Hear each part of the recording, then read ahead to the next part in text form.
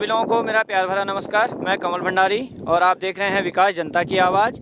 आप लोगों को दिखाना चाहूँगा ये बिजली के खंभे जो अभी भी चालू कंडीशन में हैं, और यहाँ पे भी दिखाना चाहूँगा आपको मैं, ये देखिए।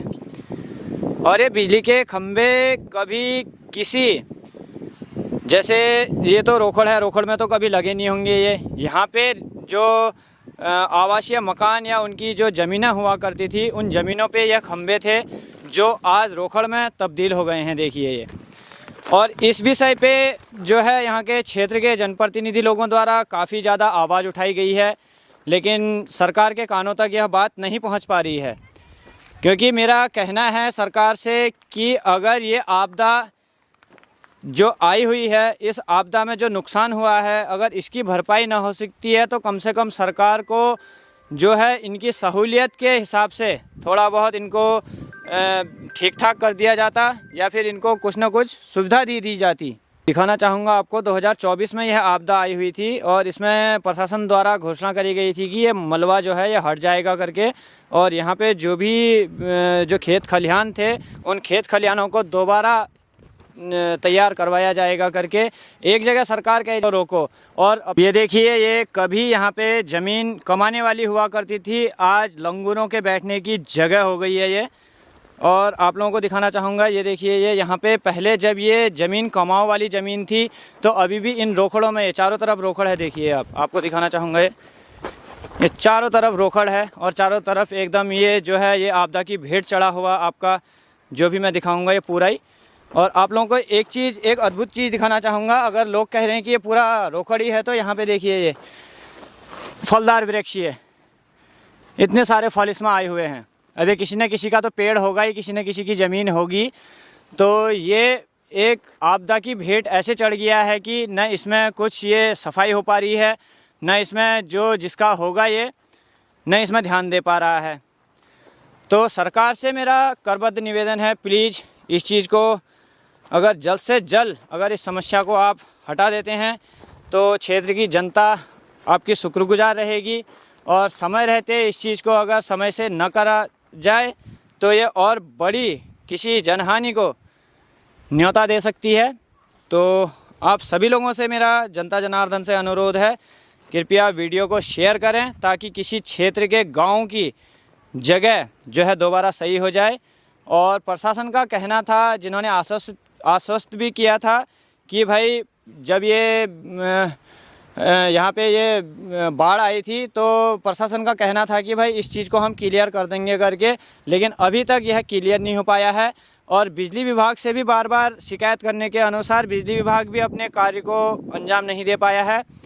तो आप सभी लोगों से मैं कहना चाहूँगा, वीडियो ज़्यादा से ज़्यादा शेयर करें ताकि मुख्यमंत्री जी तक यह बात ज़रूर पहुँचे। और लाइक करें, शेयर करें, फॉलो करें, लेकिन टेंशन ना लें।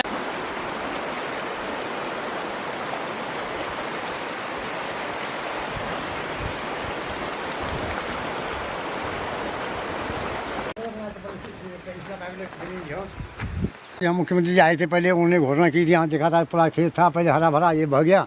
उसके बाद मुख्यमंत्री जी आए, उन्होंने यहाँ से घोषणा की थी इसमें 12 लाख का एस्टीमेट बना करे हैं। अभी तक कोई चकडाम उकडाम इत्यादि नहीं बन पाए हैं। इसके लिए हम सरकार से गुजारिश करते हैं, आपसे भी गुजारिश करते हैं कि जल्दी से जल्दी इसकी ऊपर से सुरक्षा हो, ये माल हट जाए। अच्छा, तो सरकार ने इस माल को हटाने के लिए भी बोला था ना? माल हटाने के लिए बोला है, और वो साइड से चकड़ा बनाने के लिए बोला है, नीचे डिग्री कॉलेज का भी बोला है, इधर भी पुल है, यहाँ भी स्कूल है, पुल है, यहाँ का भी ये नुकसान हुआ था, इसके लिए बोला है। तो चाचा एक चीज़ और बताइए, जो ये बिजली के खंभे मैं दिखा रहा हूँ, ये बिजली के खंभे इसी में ही हैं, ये रोखड़ में ही हैं, या पहले यहाँ पे खेत वगैरह हुआ करते थे? खेत हुआ करते थे, अब खेत थे, यहाँ पर फल है तो सही, फल इधर लगे हैं, उधर लगे हैं, फल होते, नींबू का पेड़ यहाँ पर है, ऊपर है पेड़, हमारे पेड़ तो है, घास का पेड़ है, जिसमें वो लगे हैं तो चपड़े जी फल लगे हैं, वो जी उसको कुराल बोलते हैं हमारे यहाँ की भाषा में। ये पेड़ भी लगे हैं जी। तो आप क्या कहना चाहेंगे चाचा? क्या कहें, अब सरकार को सुनती नहीं, कहें क्या जी? कुछ सुने तो तब कहें, कहें तो किसको कहें? कोई सुनने वाला हो। जब मुख्यमंत्री की घोषणा है तो घोषणा करने के बाद 1.5 साल 2 साल हो चुके हैं, उनकी कोई आदमी तक नहीं आया, कोई एक सिर्फ लंगूर आए और कुछ नहीं, लंगूर से अलावा कोई नहीं दिख रहा है, कोई नहीं आया। तो क्या कहें सरकार से? जब सरकार सुनती नहीं है तो मनमानी सरकार है, क्या कहें? कुछ कहना भी पड़ता है चाचा, सरकार सुनती है लोगों की, लेकिन कुछ ऐसे अराजक तत्व होते हैं जो सरकार तक इन बातों को नहीं पहुंचने देते हैं। तो आप कुछ बताइए, क्या कहना है आपने सरकार से? हमको सरकार से यही कहना है कि सबसे पहले इसमें चकडाम बन जाए, हमारा ये माल हट जाए, माल हटने के बाद हमको पुनः यहाँ पर खेती योग्य भूमि बनाया जाए, या नहीं तो फिर कहीं और दूसरी जगह हमारी व्यवस्था किया जाए।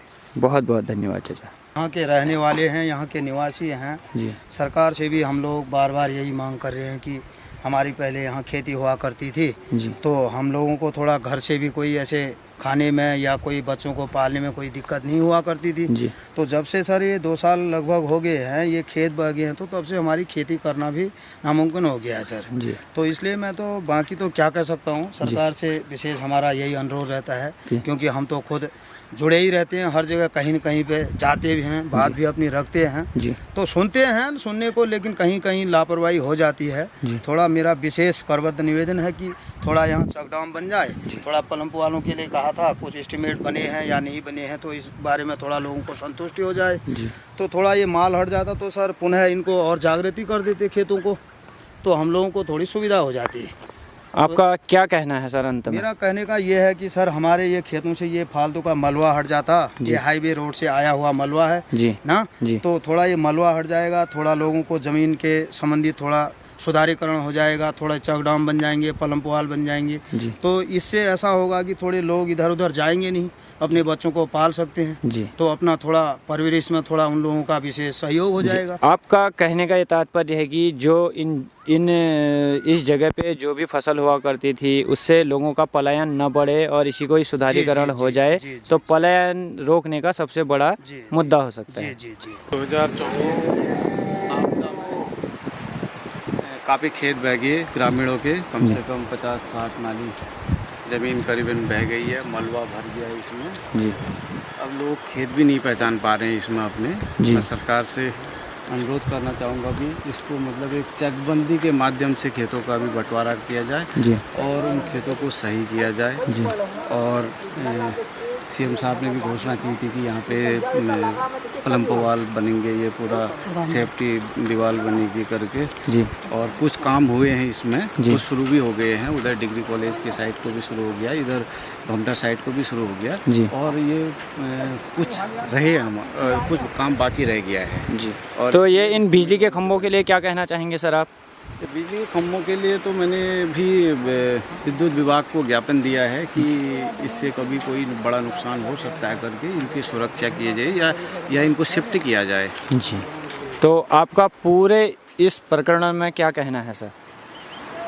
इसमें ग्रामीणों को मुआवजा भी मिला था जी। इससे पहले जी। जो जब खेत बहे थे कुछ ग्रामीणों को मुआवजा भी मिला था जी। और उनके खेत सही कर दिए जाए और बाकी खेतों की सुरक्षा के लिए सुरक्षा दीवार बनाई जाए।